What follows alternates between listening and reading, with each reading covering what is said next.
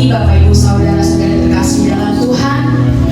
Puji nama Tuhan, pada pagi hari ini kita boleh hadir di rumah Tuhan untuk kita boleh bersatu hati memuji memuliakan nama Tuhan. Dengan kerinduan hati kita masing-masing kita hadir pada pagi hari ini. Kita mau menaikkan rasa ucapan syukur kita. Kita mau menaikkan penyembahan yang terbaik kita untuk Dia yang sudah baik terlebih dahulu bagi kita. Haleluya, mari kita ucapkan hati kita. Terima kasih Tuhan Yesus. Oh haleluya Tuhan, kami mau yakin dan percaya Kau hadir tengah kami Tuhan. Engkau melawat Tuhan setiap kami Tuhan. Engkau menjamah setiap kami Tuhan. Engkau tahu kerinduan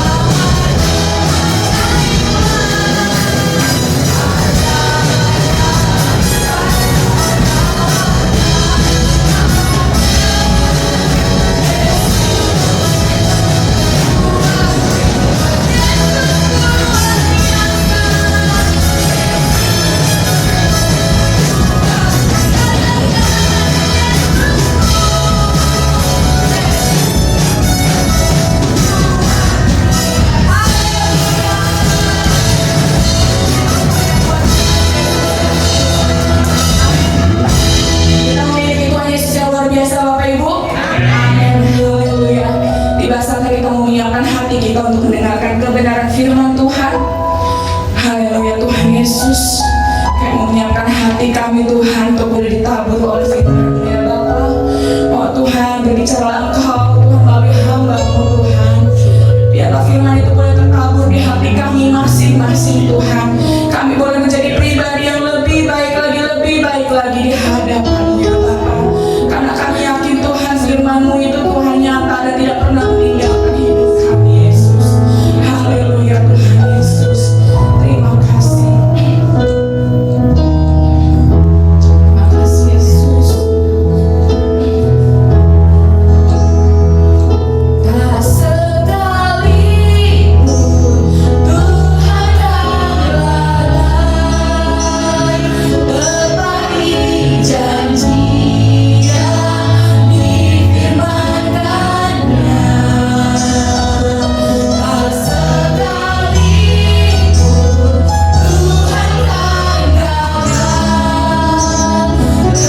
tetapi semua yang dirancangkannya. Mau bersorak memuji kebesaran-Mu, Engkau Tuhan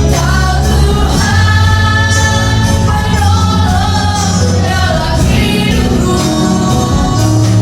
Angkat tanganku percaya akan firman-Mu. Takkan Kau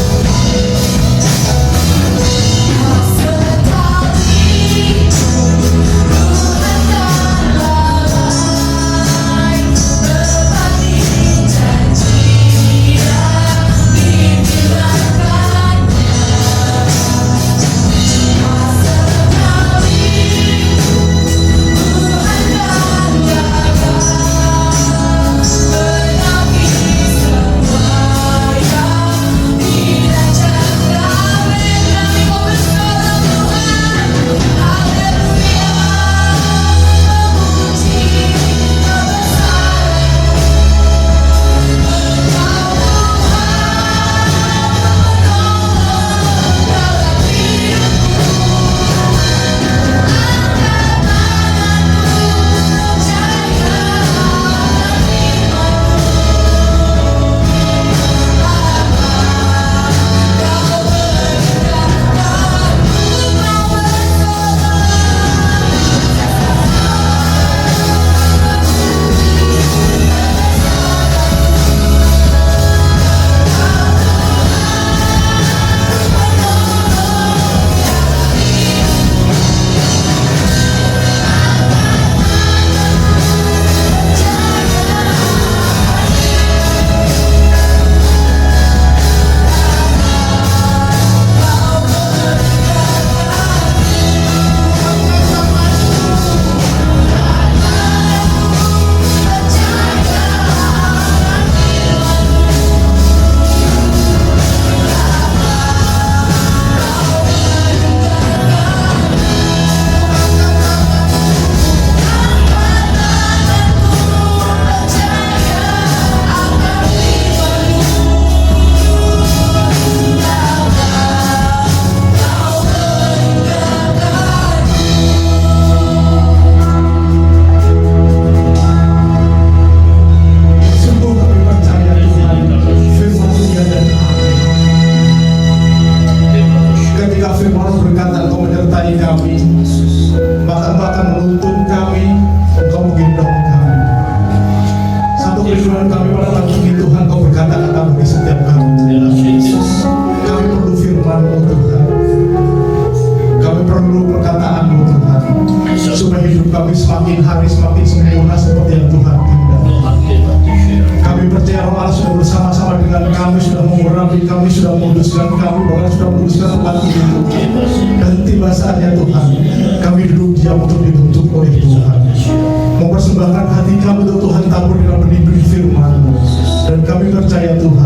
Bersama Engkau Tuhan, firman itu akan bertumbuh dan menghasilkan buah, dan buah itu dapat dinikmati oleh orang-orang di sekitar kami.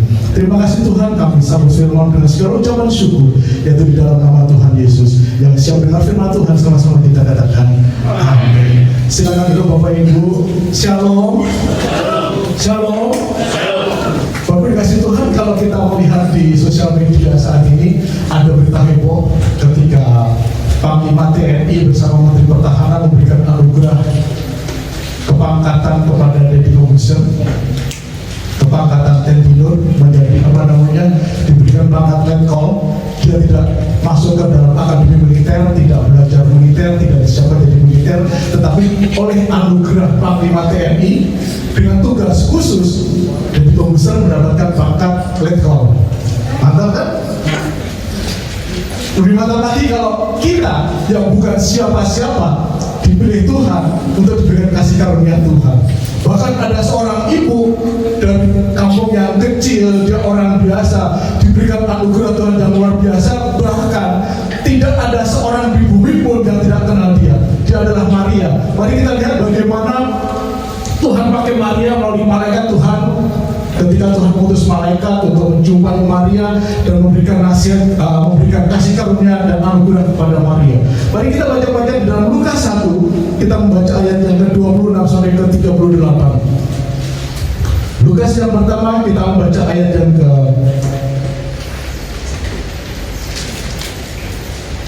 ke-26 dan sampai dengan 38. Yang 26. Dalam bulan yang ke-6 Allah menyuruh malaikat Gabriel pergi ke sebuah kota di Galilea bernama Nazaret kepada seorang perawan yang bertunangan dengan seorang bernama Yusuf dari keluarga Daud. Nama perawan itu Maria. Ketika malaikat itu masuk ke rumah Maria, ia berkata, "Salam hai engkau yang dikaruniai, Tuhan menyertai engkau." Salam hai engkau yang dikaruniai, Tuhan menyertai engkau. Ayat yang ke-29. Maka terkejutlah mendengar perkataan itu, lalu bertanya dalam hatinya, "Apakah arti salam itu?" Kata malaikat itu kepadanya, "Jangan takut hai Maria, sebab engkau beroleh kasih karunia di hadapan Tuhan. Sesungguhnya engkau akan mengandung dan akan melahirkan seorang anak laki-laki, dan hendaklah engkau menamai dia Yesus.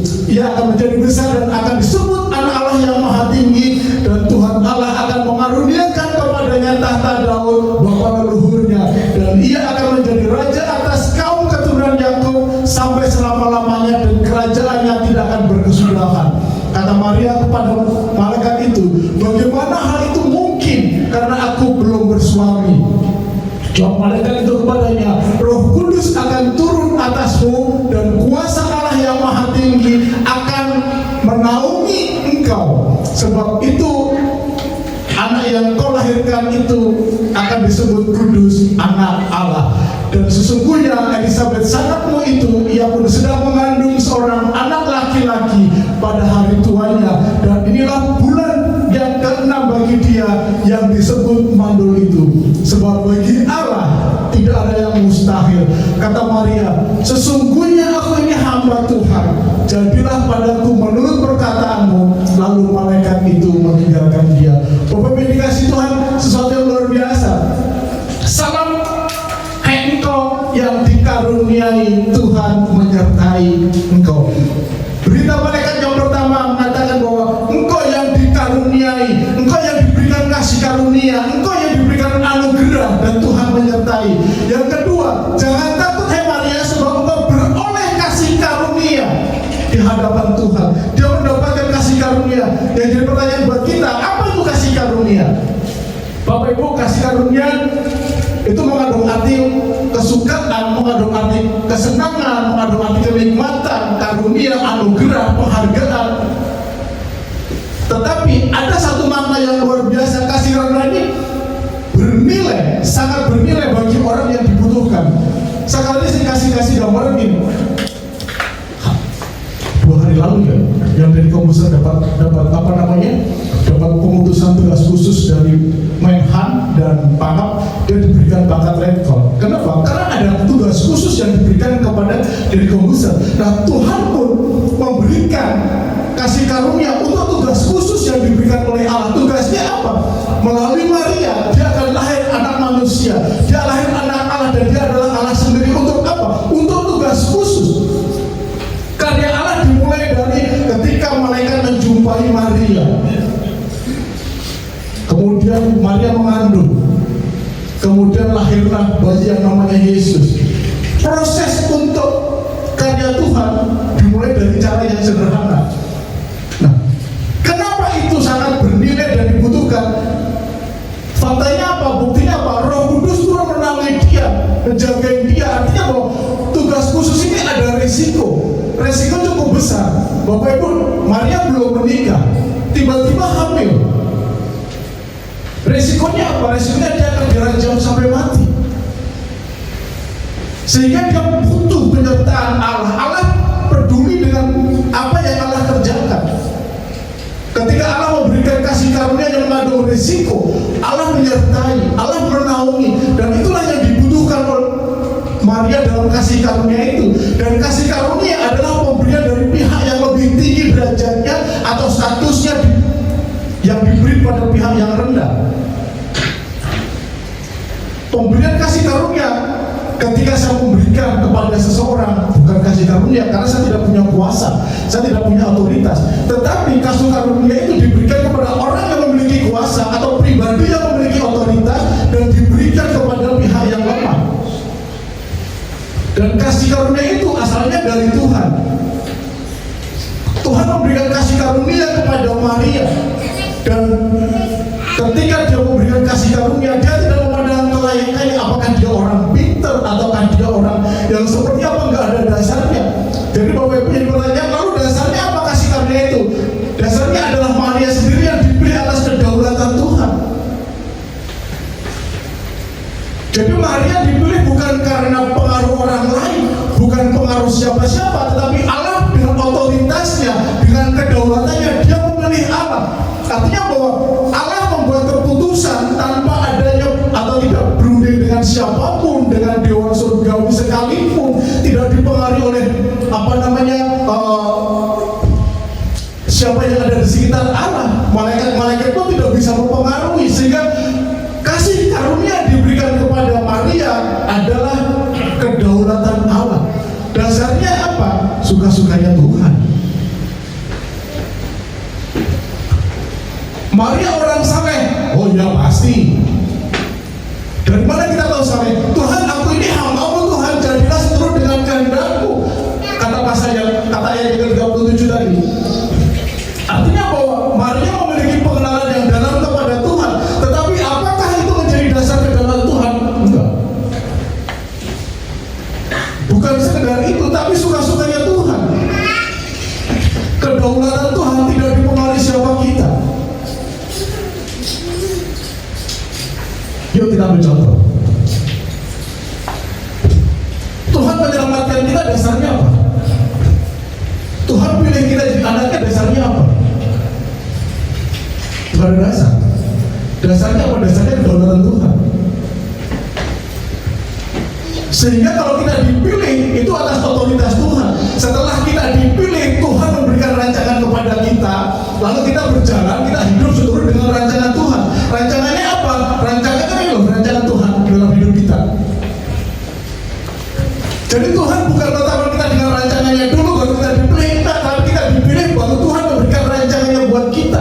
Lalu kita dipilih atas apa? Atas kedaulatan Tuhan, suka-sukanya Tuhan. Kesalehan kita, kesalehan Maria tidak mempengaruhi pilihan Tuhan.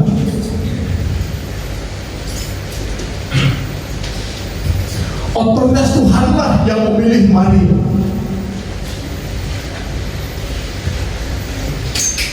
Jadi Bapak Ibu, Maria dipilih Tuhan karena kedaulatan Tuhan. Maria dipilih Tuhan karena kasih Tuhan. Kenapa? Orang yang memiliki kedaulatan atau pribadi yang memiliki kedaulatan tetapi dia tidak memiliki kasih, dia akan menjadi pribadi yang otoriter.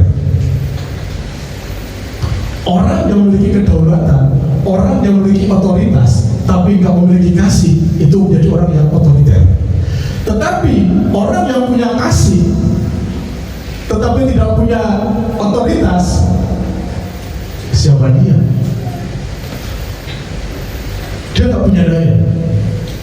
Tetapi Tuhan memiliki kedaulatan, Tuhan memiliki otoritas, maka Tuhan memberikan anugerah.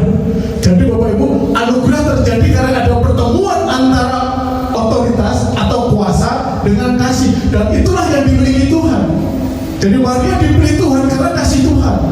Kita dipilih Tuhan, kita disampaikan Tuhan karena kasih Tuhan. Jadi Bapak Ibu, kalau kita dipilih Tuhan, Maria dipilih Tuhan, itu karena kedaulatan Tuhan, karena kasih Tuhan. Lalu apa yang menjadi tujuan dari kasih karunia itu? Kasih karunia diberikan untuk melakukan kehendak Bapa. Tuhan, aku ini hamba-Mu, jadilah seturut dengan kehendak-Mu, kata Maria. Lalu kehendak Bapa apa? Tuhan ingin semua ciptaannya tidak binasa. Tuhan berinisiatif untuk menyelamatkan setiap orang yang diciptakannya. Keselamatan Tuhan ditawarkan kepada semua ciptaannya, semua manusia. Dan manusia diberikan kebebasan untuk memilih. Kalau orang Jakarta dibilang, lu pilih mana? Kita pilih yang mana, kita mau diberi diselamatkan dan kita kembali ke dalam rancangan Tuhan, dan kita hidup dalam rancangan Tuhan, atau hidup suka-suka kita. Dan kehendak Tuhan bagi Maria adalah dia mengandung dan dia akan melahirkan anak laki-laki. Sekaligus bagi yang kedua, dia memberi kekuatan untuk menghadapi masalah. Kehendak Tuhan adalah Maria hamil dari Roh Kudus. Resikonya adalah ketika itu dilihat, diketahui oleh orang-orang Yahudi, oleh para imam, hukumnya apa? Hukumnya dia dilempar batu sampai mati. Kenapa? Karena dianggapnya berzina. Tetapi kasih karunia Tuhan memberikan kekuatan dalam menghadapi masalah. Bapak Ibu, kalau kita memberitakan Injil supaya orang bertobat, berisiko nggak? Berisiko. Apalagi dengan kebijakan negara yang baru, memaksakan untuk masuk agama kita, orang berbeda agama, pidana 4 tahun. Ya Bang Yosya, di RKHP ya Bang ya Bang Yosya, 4 tahun. Pidana kategori 2. Tetapi kasih karunia Tuhan memberikan kekuatan, memberikan penjagaan, memberikan penyertaan dalam menghadapi segala masalah. Dan Maria mundur nggak? Maria nggak mundur. Maria taat nggak? Maria taat. Kenapa? Karena dia tahu persis bahwa Tuhan, aku ini hamba-Mu Tuhan, jadilah kehendak-Mu. Dan ketika kehendak Allah itu terjadi, kehendak Allah itu turun atas Maria, risiko apapun dihadapi. Bahkan ketika dia harus berjalan ke rumah Elizabeth yang sangat jauh pun, dia jalan.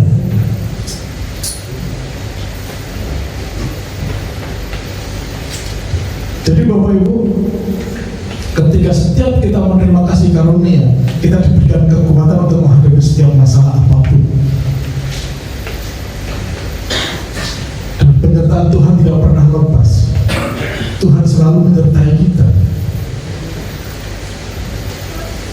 Buktinya apa?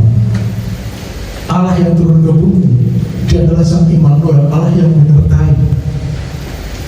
Bahkan sampai hari ini sekalipun, pernahkah Allah meninggalkan kita?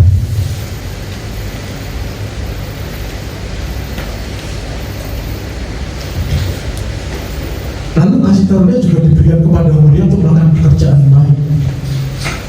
Kasih karunia diberikan kepada kita untuk melakukan pekerjaan baik. Pertanyaannya, pekerjaan baik yang apa? Yang bagaimana? Karena pekerjaan yang baik itu belum tentu benar. Ya kan? Sesuatu yang baik belum tentu benar. Lalu pekerjaan baik yang seperti apa yang dikehendaki Tuhan? Pekerjaan baik yang sesuai dengan kehendak Tuhan. Pekerjaan baik Maria apa? Pekerjaan baik Maria adalah melakukan kehendak Tuhan. Dan Maria menjaga kekudusannya sampai dia melahirkan Yesus. Hal yang sama Tuhan memberikan kasih karunia kepada setiap kita untuk melakukan pekerjaan baik. Pekerjaan baiknya apa? Pekerjaan baiknya adalah menyatakan kebaikan Tuhan, menyatakan Injil Tuhan, memberitakan Injil Tuhan kepada seluruh dunia. Tugas Maria adalah melahirkan sang juru selamat. Bapak Ibu, kalau kita melihat dikit, kalau kita melihat teman-teman kita yang di Katolik, dia memberikan penghargaan yang sangat tinggi kepada Maria. Kenapa? Karena Maria adalah ibu Allah. Maria adalah bunda Allah. Tetapi ironisnya adalah, maaf, orang-orang Kristen alergi banget ngomong bunda Allah. Kalau kita membaca di ayat yang ke 32, ia akan menjadi besar dan ia akan disebut anak Allah yang maha tinggi, dan Tuhan Allah akan mengaruniakan kepadanya tahta Daud kepada leluhurnya. Jadi Bapak Ibu, Maria akan mengandung dan melahirkan Yesus. Dia adalah anak Allah dan dia adalah Allah. Kalau dia melahirkan Allah, gelar anak bunda Allah salah.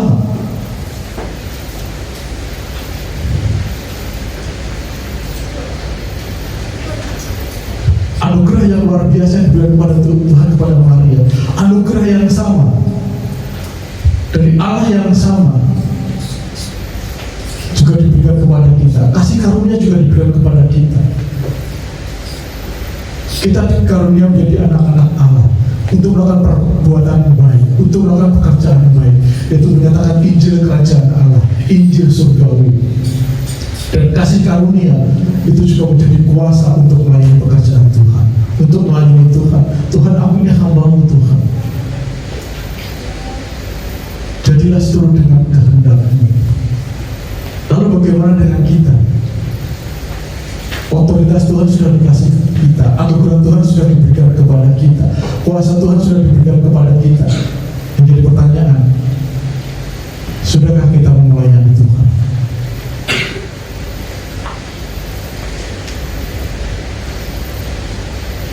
Kuasa itu menyertai kita untuk pekerjaan Tuhan, untuk melayani Tuhan. Jadi Bapak Ibu, Tuhan berikan kasih karunia itu bukan memberikan tanpa alasan. Tapi setiap orang yang mendapatkan kasih karunia dituntut untuk melakukan kehendak Bapa. Dan janjinya apa? Janjinya akan memberikan kekuatan menghadapi masalah, menghadapi pergumulan, menghadapi kesulitan. Kasih karunia diberikan kepada setiap orang percaya untuk melakukan pekerjaan baik, memberitakan Injil Tuhan, memberitakan Injil Kerajaan Allah, memberitakan karya Kristus dari kelahiran, kematian, kebangkitan, naik ke surga dan turunnya Roh Kudus. Itulah pekerjaan baik yang harus kita lakukan. Oke lah, negara membatasi penginjilan misalnya. Kan kalau kita menginjil kan tidak berkata, ikut Yesus, kalau nggak ikut Yesus masuk neraka. Kan enggak juga. Yang menjadi fokus adalah apakah hidup kita sudah menjadi Kristus yang terbuka. Karena setiap orang percaya, hidupku bukan aku lagi, tapi Kristus yang di dalam aku. Lalu apakah Kristus itu sudah dilihat dari setiap tindak tanduk kita, setiap langkah kita, setiap apa yang kita kerjakan? Kita nggak perlu bilang kok, aku orang Kristen nih, aku orang percaya nih, nggak perlu. Tapi biarkan orang yang di luar sana melihat Kristus melalui apa yang kita lakukan, melalui apa yang kita kerjakan. Bapak Ibu, Saya memperhatikan ketika saya bekerja itu ada yang di perempatan anak jalanan masih kecil. Ketika saya tanya dia sekolah mana, saya sekolah saya SMA. Jadi kalau dia menawarkan itu tisu, dia jualan tisu, dia nggak mau dikasih. Harga tisu 2.000 kalau nggak salah, dikasih 5.000, ambil aja deh. Dia nggak mau. Oh, nggak mau. Udah ambil aja. Enggak, saya sudah diberkati Tuhan dengan harga 2.000. Lalu saya tanya, kamu sekolah siapa yang membiayai? Yang membiayai adalah jajaran yang saya jual. Kenapa? Karena Tuhan memberkati saya dengan cara itu. Saudara, saya dulu berpikir bahwa anak jalanan itu pasti brengsek. Tetapi ketika saya menemukan anak jalanan seperti itu, dan itu bukan satu orang yang saya temukan, ternyata ada anak jalanan pun yang takut Tuhan. Contohnya, kamu orang Kristen? Ya, saya orang percaya. Dia nggak jawab, saya orang Kristen, saya orang percaya. Kamu ibadah di mana? Di mana saya ada kerja, saya masuk. Kenapa? Karena dia pindah-pindah. Minggu ini di perempatan ini, minggu ini di perempatan sana, besok kata, kenapa pindah-pindah? Ya supaya nggak diapalin sama Satpol PP.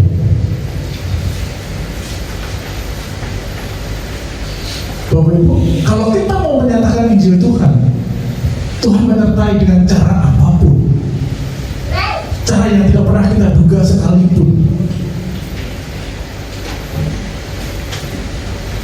Sampai saya bertanya, dari mana kamu kenal Tuhan? Karena dia pernah jualan tisu di depan gereja. Dia dengar khotbah dari luar. Dia tak pernah masuk gereja, tapi dengar khotbah dari luar. Nah, ketika dia melihat orang luar gereja, dia memiliki hati yang baik dan digerakkan Tuhan. Jadi Bapak Ibu, untuk menyatakan Tuhan, kita tidak perlu teriak-teriak, gue orang Kristen, nggak perlu. Tetapi melalui sikap kita, kalau pekerjaan baik dan dituntut Tuhan dari kita, menyatakan Injil Tuhan melalui setiap apa yang kita kerjakan, dan kuasa itu diberikan Tuhan kepada kita. Bapak Ibu, kalau Tuhan sudah memberikan kasih karunia, Tuhan memberikan tujuan kasih karunia, lalu bagaimana respon Maria? Bapak Ibu, kalau kita melihat di bagian yang lain, di ayat ke-37 dikatakan, Tuhan, aku ini hamba-Mu, dan bila seturut kehendak-Mu. Di ayat ke-46 dikatakan, jiwaku memuliakan Tuhan, hatiku bergembira karena Allah Juru Selamatku, sebab Ia telah memperhatikan kerendahan hamba-Nya. Dan mulai dari sekarang sampai keturunan aku akan menyambut aku berbahagia. Tuhan memperhatikan kerendahan hamba-Nya. Ketika Maria diberikan kasih karunia, dia tahu risikonya. Jiwaku memuliakan Tuhan dan hatiku bergembira karena Allah. Ketika berita itu diberikan kepada Maria, ketika malaikat menjumpai Maria, dia takut. Iya, jangan takut, karena Allah menyertai engkau. Jangan takut, hai Maria, engkau beroleh kasih karunia. Dan responnya apa? Jiwaku memuliakan Tuhan, hatiku bergembira karena Allah. Sambutan yang sungguh luar biasa. Maria bergembira, memiliki hati yang gembira dalam meresponi pekerjaan Tuhan. Maria menyambut dengan hati gembira walaupun resikonya tinggi. Maria bergembira walaupun nanti dia akan ditinggalkan banyak orang. Maria menyebut gembira walaupun si Yusuf ini, Bapak Yusuf memiliki pikiran yang negatif kepada Maria sebelum dia bertemu dengan malaikat. Kenapa? Ketika menjumpai Maria mengandung, Yusuf berusaha untuk menceraikan Maria. Bahkan saya dikatakan tadi bahwa risiko kepada Maria sangat tinggi. Tetapi Maria tahu persis bagaimana dia harus bersikap. Sikapnya apa? Hatiku memuliakan Tuhan. Hatiku bergembira karena Allah. Kenapa? Karena Allah sudah memperhatikan Maria. Kalau kita diberi tugas sama Tuhan, kalau kita diberi kasih karunia sama Tuhan, yang simpel aja deh. Maaf, sekarang lagi mendekati Natal. Bapak Ibu di tengah tahun merapat Natal. Kalau pilihan Natal, pilihan panitia Natal, jemaat kita ya 70, 80 sampai 100. Kalau pilihan panitia Natal yang datang hanya jari tangan ada 10, jari kaki ada 20, paling banyak 20. Terus kalau dipilih, kok aku sih, kenapa gak dia aja? Terus aku pilih menjadi beban. Bapak Ibu, pemilihan Tuhan, saya katakan itu kedaulatan Tuhan, itu kasih Tuhan. Kalau Maria dipilih Tuhan dengan segala risikonya, dan resikonya gak main-main, dia sambut dengan hati yang gembira. Dia bersuka cita atas pemilihan Tuhan. Hatiku memuliakan Tuhan, hatiku bermazmur bagi Tuhan, hatiku bergembira karena Allah. Tapi ketika kita masuk ke dalam pekerjaan Tuhan, seringkali kita melihat itu menjadi beban. Seringkali ketika mendapatkan tugas dari gereja, itu menjadi beban. Seberapa banyak itu kita temukan di antara banyak orang Kristen. Tapi saya pastikan di sini nggak ada. Yang ada adalah Dubai, yang ada di Singapura, yang ada di Thailand, yang ada di Myanmar. Di Indonesia nggak ada. Semua yang dipilih Tuhan pasti bersuka cita. Amin. Yakin? Yakin. Kalau yakin cuma 3.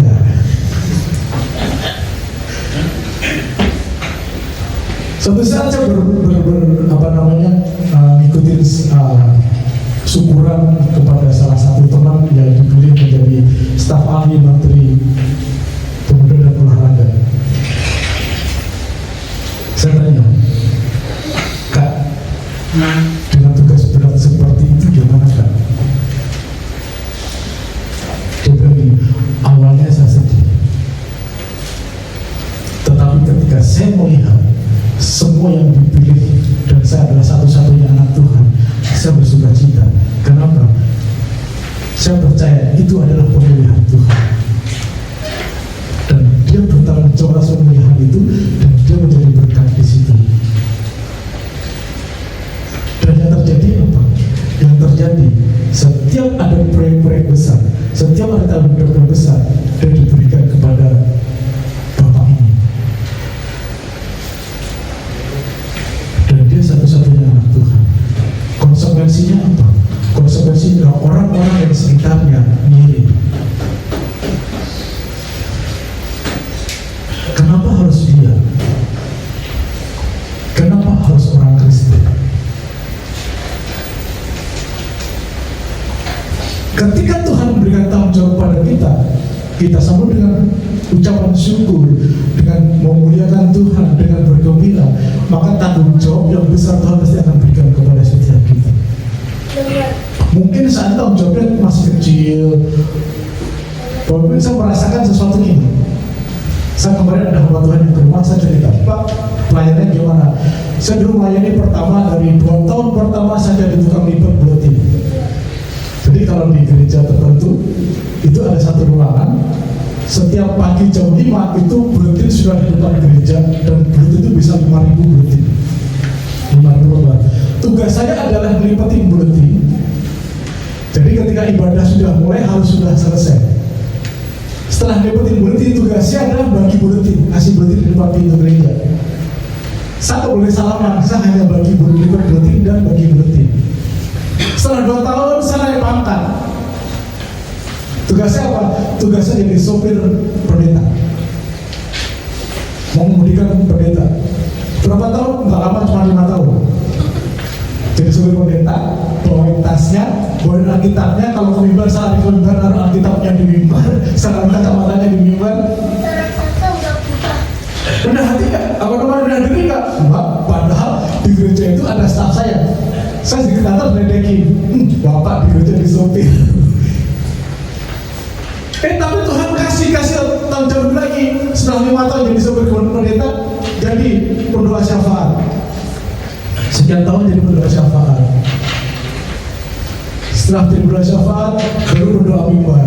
Jadi habis berdoa, ketika ada kantong, didoain, baru dilepas. Bapak Ibu, kalau dulu saya jadi tukang lipat buletin, saya ngedumel, saya marah, saya tinggalkan, saya yakin hari ini saya nggak ada di sini.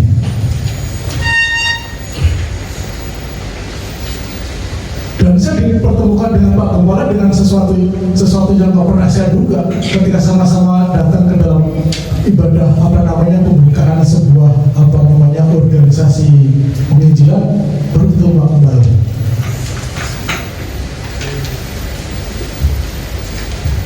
Bapak Ibu, maksud saya ini, Tuhan memberikan tanggung jawab bagi setiap kita. Saya nggak tahu tanggung jawabnya apa. Tetapi kalau kita melakukannya dengan benar, dengan bersungguh-sungguh, gak akan ada hasil.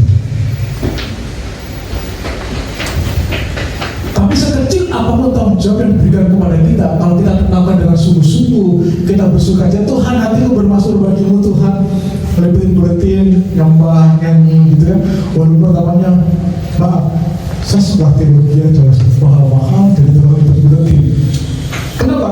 Karena sama-sama teman-teman dari teologi bertiga yang bertahan 2 tahun lipat buletin dan saya sendiri. Bapak Ibu lipat buletin loh. Enggak di depan pintu, shalom, selamat pagi, enggak boleh. Cuma lipat buletin. Naik pangkatnya berapa? Bagi buletin. Bagi ngasih buletin. Cuma gini doang. Habis ambil lagi, ngasih lagi. Boleh kita nyampe dalam pintu nyalamin? Enggak boleh. Pangkatnya belum nyampe.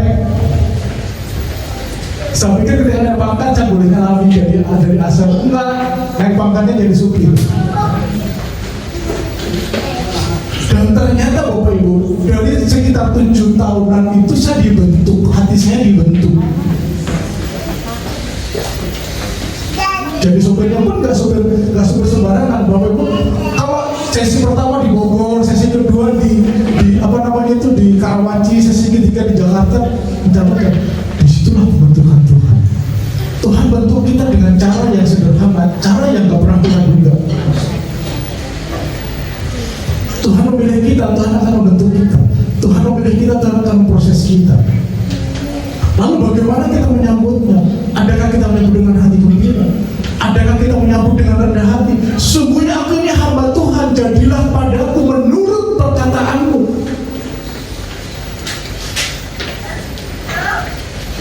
Maria boleh nggak sombong? Boleh loh. Gue dipercaya malaikat Tuhan nih, gue didatengin malaikat Tuhan. Boleh nggak sombong? Boleh.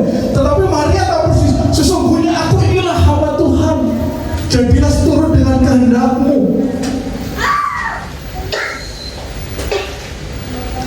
Bapak Ibu, banyak orang ketika dikasih tanggung jawab yang lebih besar, dia sombong. Ada orang yang baru naik pangkat, dia sombong. Kata orang Jawa, orang naik pangkat, sombong dibilangnya orang yang gak kuat derajat.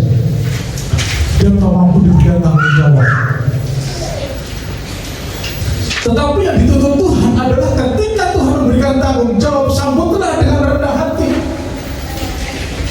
Maria memberikan contoh kepada kita, Tuhan sesungguhnya aku ini hamba Tuhan, hamba lo,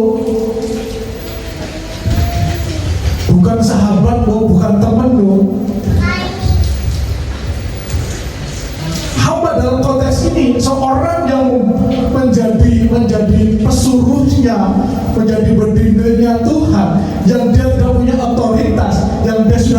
punya hak atas dirinya sendiri.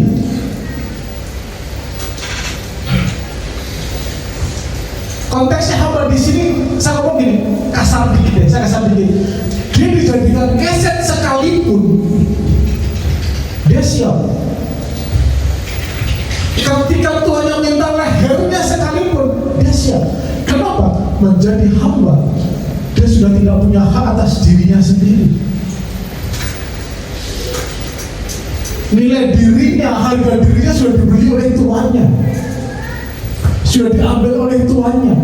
Lalu kalau Tuhan sesungguhnya ini aku adalah hambamu, maka hak kita, hidup kita itu sudah diambil oleh Tuhan. Kita sudah bukan siapa-siapa lagi.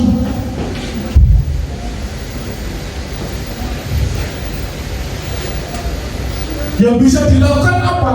Yang bisa dilakukan hanya bisa merendahkan diri. Sampai di mana? Sampai seharga lutut kita.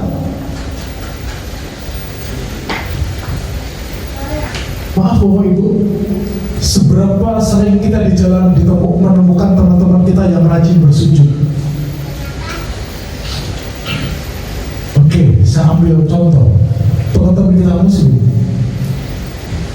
Dia kuat tidaknya bersujud, dapat kita lihat dari mana? Sampai kita kenapa? Dia selalu bersujud kepada Tuhan. Kalau kita, kita buka, ada yang tetap di lutut nggak?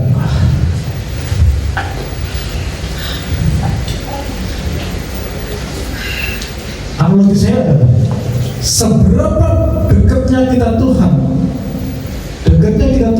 seberapa banyak kita mau merendahkan diri di hadapan Tuhan. Kalau Maria dipilih Tuhan, didatangi malaikat Tuhan, Tuhan aku sesungguhnya hambamu Tuhan. Nah kita dipilih Tuhan, berani nggak berkata Tuhan aku ini hambamu? Berani nggak kita berkata seperti itu? Kalau berani berkata seperti itu, lanjutannya, berani nggak? Jadilah menurut kehendakmu.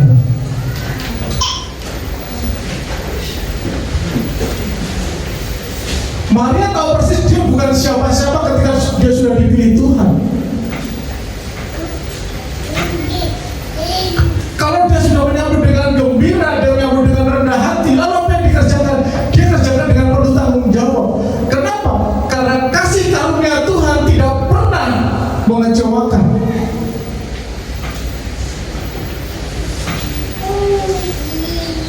Nggak ada yang bisa kita sombongkan dari kasih karunia. Nggak ada yang bisa kita pamerkan dari kasih karunia. Kenapa? Karena kasih karunia itu sesungguhnya adalah pencurahan berdasarkan kedaulatan Allah, suka-sukanya Tuhan. Lalu apa yang bisa kita sombongkan dari kasih karunia? Bapak Ibu maaf, kita dipilih jadi WL, sombong, gue sekarang WL loh. Dipilih jadi singer, sombong, gue sekarang singer loh. Gue sekarang mau buletin loh. Siapa kita? Kalau kita sombong, ujung-ujungnya kita nggak bisa bertanggung jawab atas apa yang bisa kita kerjakan. Orang bekerja, bagaimana kita bisa melihat tanggung jawabnya?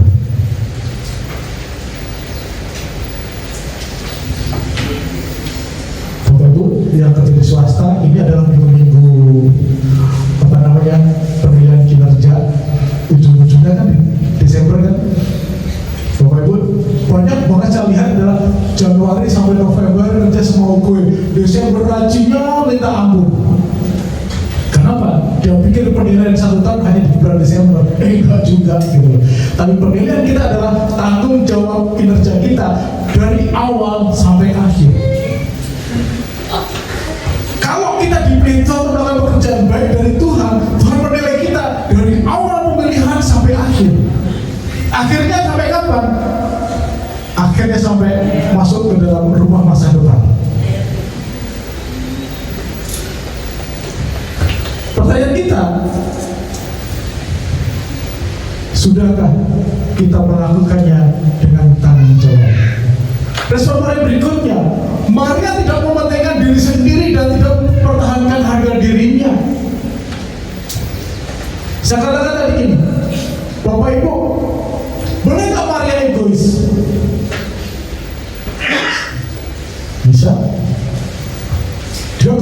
Daud kok, dia keturunan raja kok, walaupun keturunan Maria itu berapa? 14 ya. Tapi dia tidak mempertahankan harga dirinya, tidak mempertahankan nilai dirinya. Kenapa? Karena dia tahu persis pemilihan Allah adalah untuk kepentingan rencana Allah. Rencana Allah apa? Rencana Allah adalah menyelamatkan setiap orang percaya. Sekalipun resikonya berat, harganya terlalu mahal, harga yang harus dibayar terlalu mahal, Maria tidak mempertahankan harga dirinya. Bahkan Maria tidak minta dimaklumi, Maria tidak mau dikecualikan.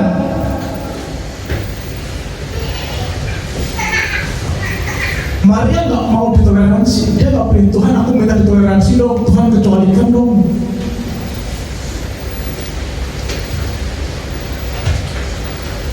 Tuhan jangan saya dong Tuhan. Kan Pak Ari lebih pintar Tuhan, kalau main musik jangan saya Tuhan. Tuhan pakai saja Tuhan, jangan saya Tuhan. Tuhan Bu Novi aja Tuhan yang rajin, jangan saya Tuhan. Bapak Ibu, seberapa sering kita mempertahankan ego kita dengan alasan macam-macam untuk menolak pemilihan Tuhan. Tuhan, aku lagi sibuk.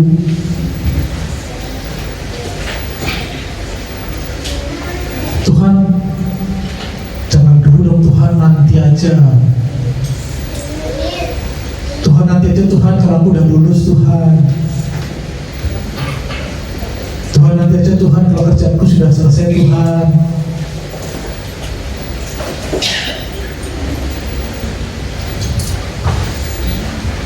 Suatu saat saya ditanya bos saya gini, bro, 3 tahun lagi mau pensiun, kamu mau ngapain? Saya nggak mau apa-ngapain, saya mengabdi kepada Tuhan. Terus makan lu gimana?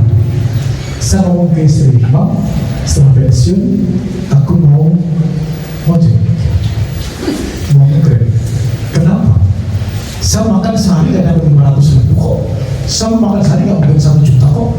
50.000 ke pasar cukup ya Pak ya. Oh, kita berpikir simpel aja deh, ngapain kita sulit-sulit gitu kan? Kuncinya apa? Kuncinya kita gak jaga ego. Kita gak mempertahankan ego kita. Kita gak mempertahankan harga diri kita. Seberapa banyak, seberapa sering kita temukan orang yang atas nama harga dirinya, yang atas nama nilai dirinya, dia gak mau dipilih Tuhan.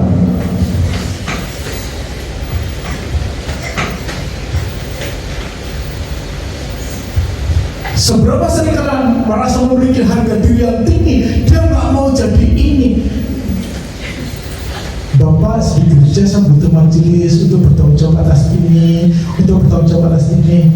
Maaf, pilih yang lain aja. Saya nggak pantas. Ketika saya ngomong nggak pantas, kita merasa lebih tinggi dari Tuhan. Ketika ngomong saya nggak pantas, Bapak Ibu, yang milik kita kan bukan gembala, yang milik kita bukan pendeta, yang milik kita bukan panitia, tapi Tuhan milik kita melalui mereka.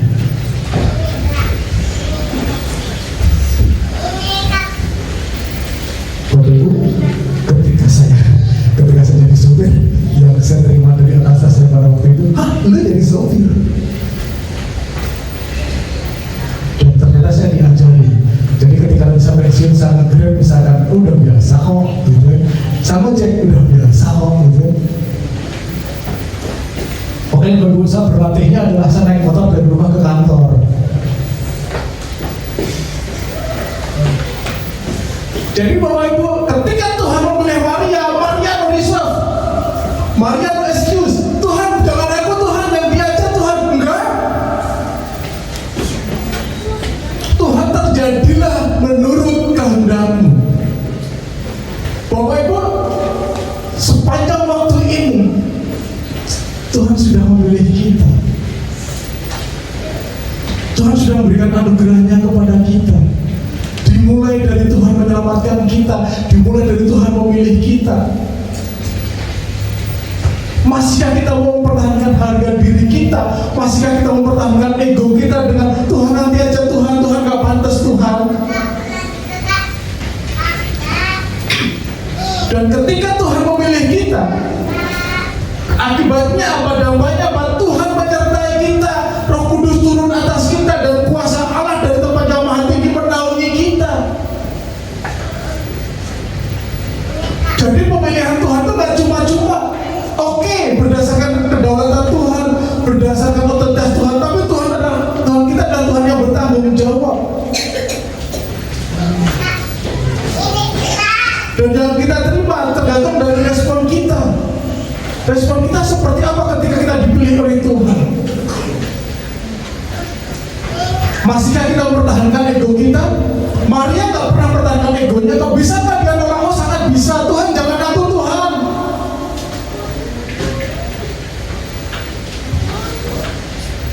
Maria gak mau dimaklumi Tuhan, kan resikonya berat. Gak mau Tuhan, enggak juga kok. Maria gak ngomong gitu kok. Jadi Bapak Ibu,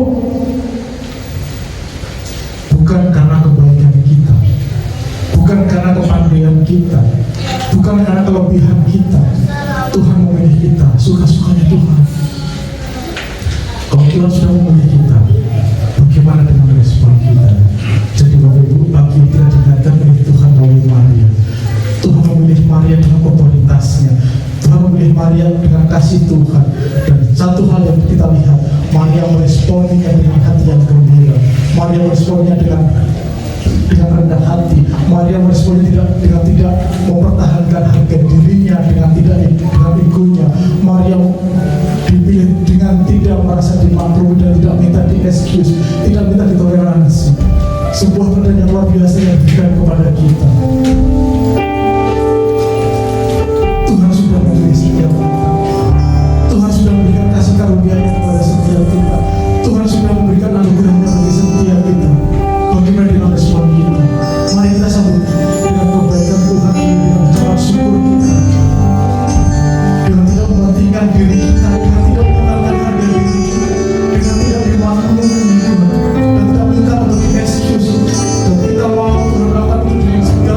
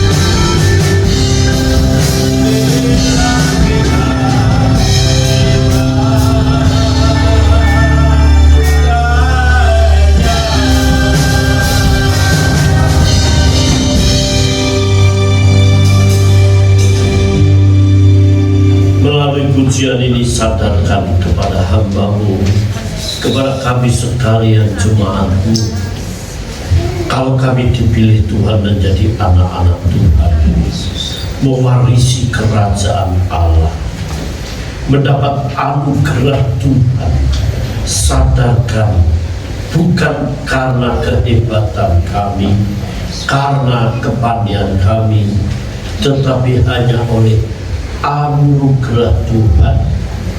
Oleh sebab itu, bila kami boleh meresponi dengan penuh sukacita, dengan segala syukur, dalam seluruh kesetiaan dan tanggung jawab, dan melalui anugerah yang Tuhan berikan, kami terus tetap mempertahankan anugerah itu dan mengabdikan hidup ini untuk kemuliaan nama-Mu. Bapa, terima kasih, kebenaran firman-Mu menyadarkan kami untuk menjadi Maria pada masa ini. Kalau Engkau telah memilih Maria menjadi alat keselamatan bagi seluruh manusia dengan mengandung oleh Roh Kudus, dan olehnya Yesus Kristus ada dan lahir di bumi ini. Sadarkan kami adalah Maria-Maria pada masa kini, di mana kami boleh menyampaikan keselamatan itu kepada setiap orang melalui sikap hidup dan perkataan kami. Berkati hamba-Mu Bapak Yohanes dulu yang sudah menyampaikan firman-Mu, Engkau urapi dengan hikmat di bawah kuasa, menjadi berkat bagi pelayanan yang Tuhan percayakan, khususnya di tempat ini maupun di KIVI Villa Bekasi Indah 2. Tuhan memberkati istri dan putra-putrinya, pekerjaannya dibuatnya berhasil, rumah tangganya dicukupi, diberkati dan menjadi berkat, seisi keluarganya Tuhan berikan kesehatan, dan kami berdoa semua rencana-rencana dalam keluarganya Tuhan akan atur dan Tuhan berikan jalan keluar. Hamba mengangkat tangan bagi jemaat Tuhan. Di dalam nama Tuhan Yesus Kristus, kiranya berkat Allah turun atas setiap jemaat-Mu. Bagi yang berkekurangan, Tuhan mencukupi dengan cara Tuhan. Yang belum mendapat pekerjaan, Tuhan akan memberikan pekerjaan. Dan bagi mereka yang bekerja, bila mereka bekerja dengan tekun dan bertanggung jawab sesuai firman-Mu pada saat ini. Dan Bapa, hamba berdoa bagi jemaat Tuhan yang sakit, di dalam nama Tuhan Yesus Kristus, Tuhan memberikan kesembuhan. Doa kami buat Bapak Franyanto yang terbaring sakit juga Tuhan akan tolong. Tuhan jamah, Tuhan sembuhkan agar minggu yang akan datang kembali hadir melayani di tempat ini. Bapa, terpujilah nama Tuhan. Kami percayakan seluruh jemaat dalam tangan-Mu. Doa kami untuk Natal sekolah minggu hari ini semua dapat berjalan dengan baik. Natal tanggal 24 dan 25, Tuhan tolong berikan cuaca yang terang, seluruh acara dapat berjalan dengan baik. Panitia yang telah mempersiapkan diri ialah tidak sia-sia, dan doa kami bagi jemaat Tuhan bila semua mengambil bagian dalam pendanaan, dan jangan biarkan mereka miskin dan berkekurangan, mereka semakin diberkati Tuhan. Dana yang belum tercukupi, Tuhan akan mencukupi melalui jemaat-Mu yang diberkati Tuhan. Kami tidak perlu menulis proposal untuk meminta ke kiri dan ke kanan. Kami tahu kami jemaat Tuhan GBI Bapak sanggup menyelesaikan segala sesuatunya. Bapak, terima kasih, terpujilah nama-Mu. Keberadaan kami di tempat ini telah menjadi berkat bagi lingkungan di mana kami ada. Jadikan kami berkat bagi kiri kanan kami, belakang kami, dan nama-Mu dipermuliakan. Berkati negeri ini dengan keamanan dan ketentraman, sukacita dan damai, sebab kesejahteraan negeri ini merupakan kesejahteraan umat-Mu. Injil boleh diberitakan dimanapun berada melalui pemerintahan Presiden kami Bapak Insinyur Joko Widodo. Tuhan memberikan hikmat sama para menteri untuk mengatur negeri ini, perekonomian semakin membaik, dunia usaha semakin membaik, sebab semuanya berdampak dalam kehidupan umat Allah. Bapak, sebentar kami mau kembali ke rumah kami masing-masing. Sementara hamba-Hamba juga akan melayani pekerjaan Tuhan. Juga Tuhan menyertai. Dan sebelum kami pulang, kami tidak memberi persembahan ialah sungguh kami memberi dengan sukacita, bukan dengan terpaksa. Allah mengasihi orang-orang yang memberi dengan sukacita, dan Allah sanggup melimpahkan berkat damai sejahtera bagi setiap mereka yang memberi dengan sukacita. Saudara akan mengatakan urang-urang dan berkat Tuhan, kiranya damai